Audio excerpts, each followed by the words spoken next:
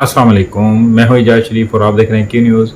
ये अहम तरीन फ़ैसला जितना आसान होता है, हम हर 3-4 साल बाद इसे मुश्किल बना देते हैं। ना जाने किस अनजाने खौफ से 4 या 5 नाम फ़ौज की तरफ से वज़ीर आज़म को भेजे जाते हैं, जिनमें से इन्हें किसी एक सीनियर जनरल को फ़ौरन स्टार तरक्की देकर फ़ौज का नया आर्मी चीफ मुकर्रर करना होता है। शाज़ नाज़र इससे हटकर कोई फैसला होता हो, अलबत्ता ये वज़ीर आज़म का आईनी इख्तियार होता है कि वो इनमें सीनियर तरीन को चीफ लगाते हैं या इनमें से किसी को दीगर पर तरजीह देते हैं। बात तो उसी पर आ जाए तो मामला मुख्तलिफ हो जाता है। ये पहला मौका होगा कि शहबाज शरीफ बहैसियत वज़ीर आज़म ये फैसला करने जा रहे हैं।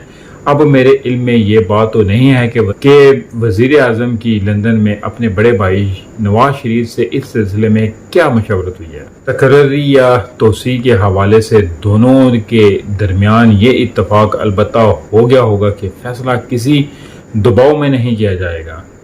ऐलान वज़ीर आज़म की तरफ से तरीक़ाकार के मुताबिक होगा और ये हुकूमत बहरहाल अगस्त 2023 तक रहेगी। दूसरी तरफ इस सूरत हाल को भांपते हुए साबिक वज़ीर आज़म इमरान खान ने भी इस्लामाबाद तक चढ़ाई की धमकी दे दी है।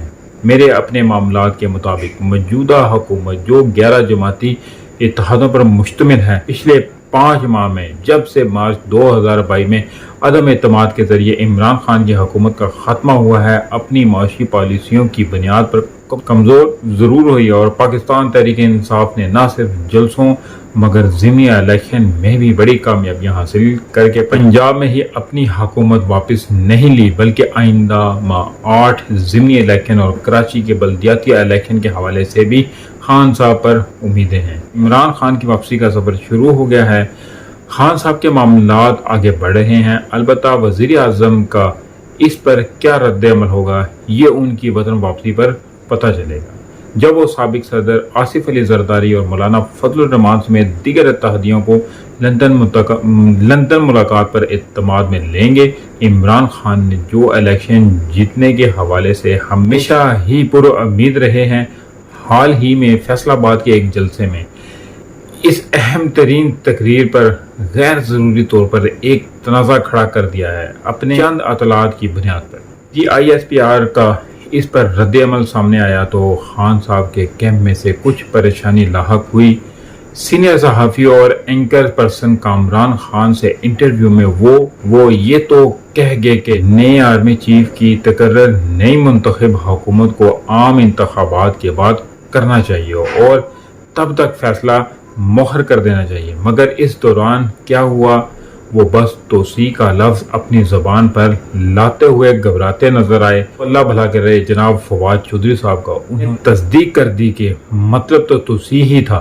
खान साहब को गुस्सा ये है कि वो समझते हैं कि अगर नया आर्मी चीफ उनके बकौल मुजरिम नवाज शरीफ और जरदारी के कहने पर लगा तो मेरिट पर नहीं होगा। इसके मायने बहुत सादा हैं कि कोई नाम है जो इन्हें खौफ में मुब्तला कर रहा है।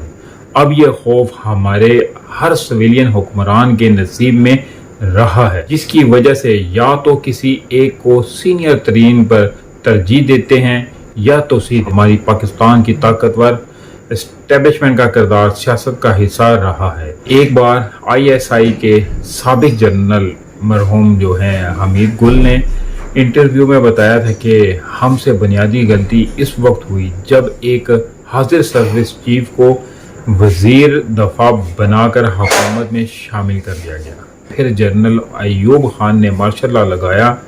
भुट्टो साहब सबसे ताकतवर सिविलियन हुक्मरान थे, मगर खौफ का ये आलम था कि जनरल गुल हसन जैसे प्रोफेशनल सोल्जर को चीफ ऑफ स्टाफ लगाया गया।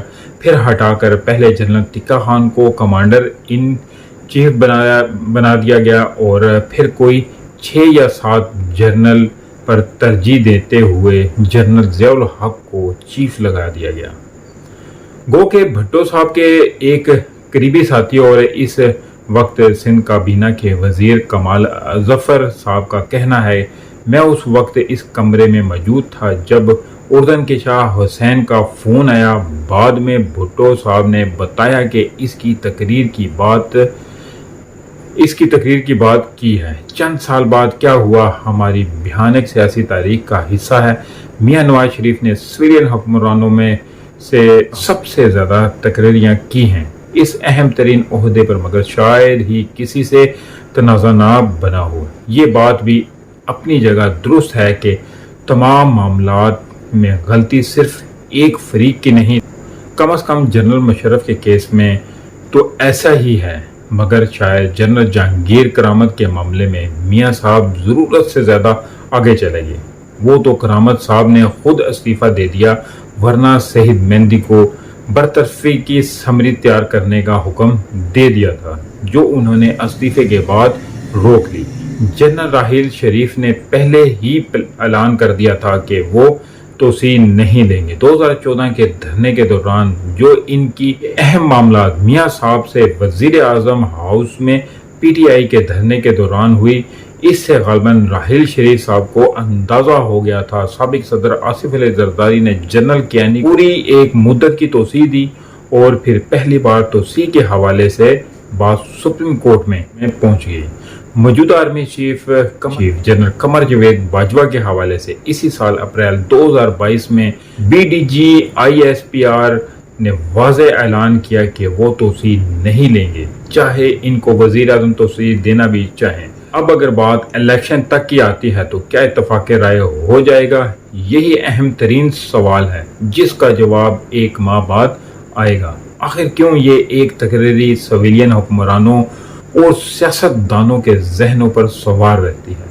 اب جب کہ ہم کم از کم 50 سالہ تاریخ سے یہ ثابت ہے کہ وزرائے اعظم کے اس حوالے سے معاملات گڑبڑ ہی رہے ہیں، بہتر نہ ہوگا کہ یہ فیصلہ اس ادارے پر ہی چھوڑ دیا جائے۔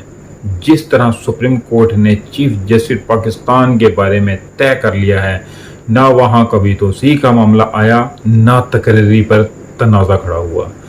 یہی ایک چیز ہے کہ جب کسی بھی ادارے میں ایک پکے قانون بنا دیے جائیں، کسی کی اور اس میں انٹرفیرنس نہ ہو، تو وہ ادارہ ٹھیک چلتا ہے۔ جب بھی اس ادارے میں وزیر اعظم کو اختیار ہے مداخلت کرنے کا تو وہ کر سکتے ہیں، لیکن معاملات سپریم کورٹ کی طرح اسی کے حوالے کر دیں گے۔ تو اس کے ساتھ ہی مجھے اجازت دیجیے، ملتے ہیں انشاءاللہ اگلے ویلاگ میں۔ تب تک کے لیے اپنا خیال رکھیے گا۔ کائنڈلی جس دوست نے ابھی تک میرا چینل سبسکرائب نہیں کیا وہ چینل سبسکرائب ضرور کر لے، بیل آئیکن کا بٹن بھی ضرور دبا دیں تاکہ میری ہر نئی آنے والی ویڈیو کا نوٹیفیکیشن آپ کو مل سکے۔